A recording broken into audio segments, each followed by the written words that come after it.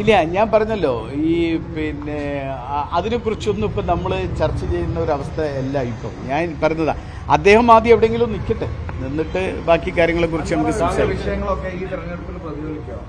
ഏതാ സമീപകാലത്തെ രാഷ്ട്രീയ വിഷയങ്ങൾ, ആരോപണങ്ങളൊക്കെ അതല്ല, ഇത് ഈ തെരഞ്ഞെടുപ്പിൽ സ്വാഭാവികമായിട്ടും നമുക്കറിയാവുന്ന കാര്യമാണ്. കഴിഞ്ഞ കാലത്ത് UDF കഴിഞ്ഞ 8-9 വർഷമായി ഉന്നയിക്കുന്ന എല്ലാ കാര്യങ്ങളും ഈ തെരഞ്ഞെടുപ്പിൽ ചർച്ചയാവും. അല്ല, ഒരു തെരഞ്ഞെടുപ്പ് വരികയാണെങ്കിൽ അതിനെ നേരിടാൻ സദാ സന്നദ്ധമാണ് കോൺഗ്രസും UDF.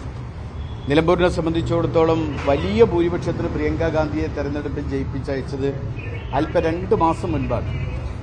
വലിയൊരു ഭൂരിപക്ഷത്തിന് UDFന്റെ സ്ഥാനാർത്ഥി ആരായാലും വിജയിപ്പിച്ചയക്കാൻ നിലമ്പൂർ നിയോജകമണ്ഡലത്തിലെ UDFന്റെ പ്രവർത്തകർ വളരെ സന്നദ്ധമായി നിൽക്കുന്ന ഒരു അന്തരീക്ഷമാണ് നിലമ്പൂരിലുള്ളത്. അത് രാജിയുടെ കാരണവും ബാക്കി കാര്യങ്ങളൊക്കെ അദ്ദേഹം പറയുന്നുണ്ട്, അത് അദ്ദേഹം പറയട്ടെ. നമ്മളെ സംബന്ധിച്ചിടത്തോളം ഒരു തെരഞ്ഞെടുപ്പ് വന്നു കഴിഞ്ഞാൽ വലിയ ഭൂരിപക്ഷത്തിന് UDFന്റെ സ്ഥാനാർത്ഥി ജയിപ്പിക്കാൻ നിലമ്പൂർ സന്നദ്ധമാണ് എന്നതാണ് എനിക്ക് കരുത്ത് പറയാനുള്ളത്. അൻവറിന്റെ ഒരു രാജി അത് അപ്രതീക്ഷിതമായിരുന്നു. കാരണം 5 വർഷത്തേക്ക് തെരഞ്ഞെടുക്കപ്പെട്ട ജനപ്രതിനിധിയാണ്. അല്ല, അത് ഒക്കെ നിങ്ങൾക്കൊക്കെ അറിയാവുന്ന കാര്യമാണല്ലോ. പലപ്പോഴും എല്ലാവരും പ്രതീക്ഷിക്കുകയോ അല്ലെങ്കിൽ അപ്രതീക്ഷിതം, ചിലർക്ക് പ്രതീക്ഷിതമാണ്, ചിലർക്ക് അപ്രതീക്ഷിതമാണ്. എന്തായാലും അതിനെക്കുറിച്ചൊരു കമന്റ് ഞാൻ പറയുന്നില്ല. എനിക്ക് പറയാനുള്ളത്, ഒരു തെരഞ്ഞെടുപ്പ് സ്വീകരിക്കാൻ നിലമ്പൂർ മണ്ഡലം സന്നദ്ധമാണ് എന്നതാണ് എനിക്ക് പറയാനുള്ളത്. വലിയ ഭൂരിപക്ഷത്തിന്, ഒരു റെക്കോർഡ് ഭൂരിപക്ഷത്തിന് UDFന്റെ സ്ഥാനാർത്ഥിയെ വിജയിപ്പിക്കാൻ നിലമ്പൂർ സന്നദ്ധമായി. പക്ഷേ സ്ഥാനാർത്ഥികളുടെ പരമ്പര മേഖലയിൽ നിന്ന് സ്ഥാനാർത്ഥിയാവണം, ക്രിസ്ത്യൻ മതത്തിൽപ്പെട്ട ഒരാൾ സ്ഥാനാർത്ഥിയാവണം, DCC പ്രസിഡന്റ് പേരൊക്കെ പറഞ്ഞുകൊണ്ട് പറയും. അതൊക്കെ പാർട്ടിയും UDF ഒക്കെ തീരുമാനിക്കേണ്ട കാര്യങ്ങളാണ്. ഇതിലൊന്നും ഞാൻ കമന്റ് ചെയ്യുന്നത്.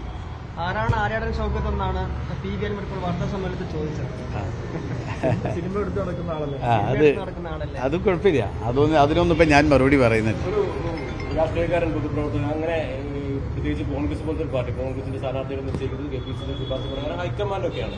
അങ്ങനെ ഒരു ഇടതുപക്ഷത്തുള്ള MLA അല്ലെങ്കിൽ ഇടതുപക്ഷം വിട്ട MLA അങ്ങനെ പറയുന്നത് ശരിയാണ്? അല്ല, അത് ശരി. അതിന്റെ ശരികേടിനെ കുറിച്ചും അതിന്റെ ശരിയെക്കുറിച്ചും ഒന്നും ഞാൻ ഇപ്പൊ കമന്റ് ചെയ്യുന്നില്ല. ഇതൊക്കെ പാർട്ടിയും UDF ഒക്കെ എടുത്ത് തീരുമാനിക്കേണ്ട കാര്യങ്ങളാണ്, നേതൃത്വം എടുത്ത് തീരുമാനിക്കേണ്ട കാര്യങ്ങളാണ്. അതിലൊന്നും ഒരു തെരഞ്ഞെടുപ്പിനെ മുന്നിൽ വെച്ച് ഞാനൊന്നും ഇപ്പൊ കമന്റ് ചെയ്യുന്നില്ല. നിലമ്പൂരിൽ മത്സരം ഉണ്ടാവുകയാണെങ്കിൽ UDFന് അൻവർ പിന്തുണക്കും, നിരുപാധിക പിന്തുണ എന്നാണ് പറയുന്നത്. അൻവറിന്റെ പിന്തുണ UDFന് നിലവിൽ നിലമ്പൂരിൽ ആവശ്യമുണ്ടോ? അല്ല, അതൊക്കെ ഞാൻ പറഞ്ഞല്ലോ. അതൊക്കെ നിലമ്പൂരിൽ പിന്തുണ ആവശ്യമുണ്ടോ ആവശ്യമില്ലേ എന്നൊക്കെ UDF എടുത്ത് തീരുമാനിക്കേണ്ട കാര്യങ്ങളാണ്. പിന്നെ മാത്രമല്ല, ഒരു തെരഞ്ഞെടുപ്പ് വരുമ്പോൾ സ്വാഭാവികമായിട്ടും എല്ലാവരുടെ പിന്തുണയും ആഗ്രഹിക്കുമല്ലോ, സ്വാഭാവികമായിട്ടും.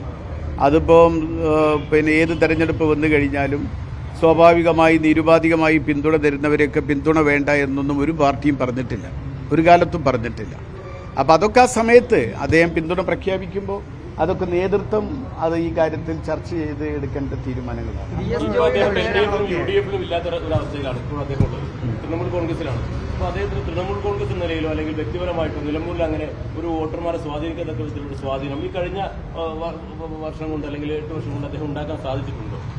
ഇല്ല, ഞാൻ പറഞ്ഞല്ലോ, ഈ അതിനെക്കുറിച്ചൊന്നും ഇപ്പം നമ്മൾ ചർച്ച ചെയ്യുന്ന ഒരു അല്ല ഇപ്പം. ഞാൻ പറഞ്ഞതാ, അദ്ദേഹം ആദ്യം എവിടെയെങ്കിലും നിൽക്കട്ടെ, നിന്നിട്ട് ബാക്കി കാര്യങ്ങളെ കുറിച്ച് നമുക്ക് സംസാരിക്കാം. ഏതാ സമീപകാലത്തെ രാഷ്ട്രീയ വിഷയങ്ങൾ, ആരോപണങ്ങളൊക്കെ അതല്ല, ഇത് ഈ തെരഞ്ഞെടുപ്പിൽ സ്വാഭാവികമായിട്ടും നമുക്കറിയാവുന്ന കാര്യമാണ്. കഴിഞ്ഞ കാലത്ത് UDF കഴിഞ്ഞ 8-9 വർഷമായി ഉന്നയിക്കുന്ന എല്ലാ കാര്യങ്ങളും ഈ തെരഞ്ഞെടുപ്പിൽ ചർച്ചയാവും. അതിലെല്ലാ കാര്യങ്ങളുണ്ട്. അത് എല്ലാ പ്രശ്നങ്ങളും തീർച്ചയായും ഈ തെരഞ്ഞെടുപ്പിൽ ചർച്ചയാവും എന്ന കാര്യത്തിൽ യാതൊരു സംശയവുമില്ല. VS ജോയിയുടെ പേരാണ് PV അൻവർ നിർദ്ദേശിക്കുന്നത്. ഈ വന്യമൃഗ ആക്രമണം ഉൾപ്പെടെയുള്ള കാര്യങ്ങളെ ഫേസ് ചെയ്യുന്ന, നേരിടുന്ന ഒരാൾ എന്ന നിലയ്ക്ക് കൂടിയാണ്. അല്ല, അതൊക്കെ ഞാൻ ഇപ്പം അതിനെക്കുറിച്ചൊന്നും കമന്റ് ചെയ്യുന്നില്ല.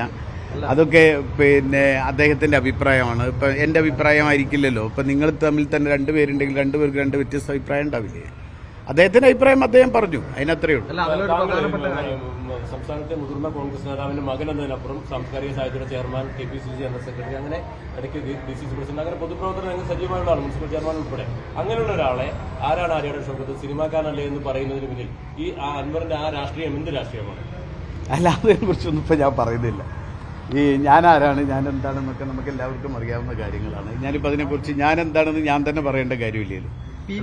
ഒരു പ്രധാനപ്പെട്ട കാര്യം, വനമേഖലയുടെ കാര്യത്തിൽ ജോയ് വരണമെന്നൊക്കെ അൻവർ പറയുമ്പോൾ താങ്കൾ തന്നെ ആദ്യം പ്രതികരണം നടത്തിയത് ഇങ്ങനെയായിരുന്നു. അതായത് അൻവറിന് ഈ വിഷയത്തിലൊക്കെ ഇടപെടാൻ വൈകി എന്നാണ് താങ്കൾ പറഞ്ഞത്. അപ്പോൾ അത് അൻവർ പറയുന്നതിൽ ഒരു വൈരുദ്ധ്യം താങ്കൾക്ക് എന്തെങ്കിലും? അല്ല അങ്ങനെയൊന്നും ഇല്ലാന്ന്. ഞങ്ങളെല്ലാവരും പിന്നെ ഇവിടെ ഞാനായാലും ജോയി ആയാലും ഞങ്ങളെല്ലാവരും ഒരുമിച്ചല്ലേ ഇപ്പം കാര്യങ്ങളൊക്കെ ചെയ്യുന്നത്.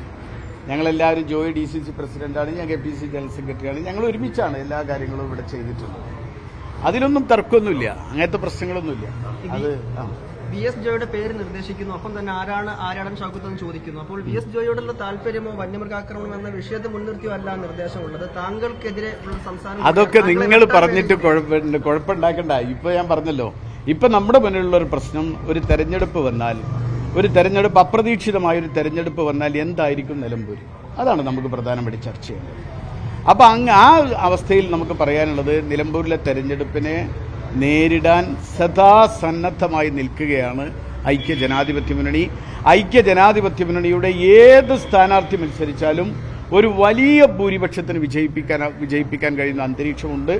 കാരണം ഞങ്ങളിവിടെ കഴിഞ്ഞ പാർലമെന്റ് 2 മാസം മുൻപ് നടന്ന 2-3 മാസം മുൻപ് നടന്ന പാർലമെന്റ് തെരഞ്ഞെടുപ്പിൽ പോലും 63,000 വോട്ടിന്റെ ഭൂരിപക്ഷമാണ് നിലമ്പൂർ നിയോജകമണ്ഡലത്തിൽ നിന്ന് ഉണ്ടാക്കി കൊടുത്തതെങ്കിൽ, അത്രയല്ലെങ്കിലും അതിനടുത്തൊക്കെ ഭൂരിപക്ഷത്തിന് നിലമ്പൂരിലെ ഐക്യജനാധിപത്യ മുന്നണി സ്ഥാനാർത്ഥിയെ വിജയിപ്പിക്കാൻ കഴിയും എന്ന കാര്യത്തിൽ യാതൊരു തർക്കവും. പാർട്ടി ആവശ്യപ്പെട്ടാൽ താങ്കൾ മത്സരിക്കാൻ തയ്യാറാണ്? അല്ല, അത് പാർട്ടി ആവശ്യപ്പെടുമ്പോഴല്ലേ, അതൊന്നും കുഴപ്പമില്ല. അൻവർ UDFന് പിന്തുണ എന്ന് പറയുന്നതിനെ വളരെ പോസിറ്റീവായിട്ടാണ് കാണുന്നത്.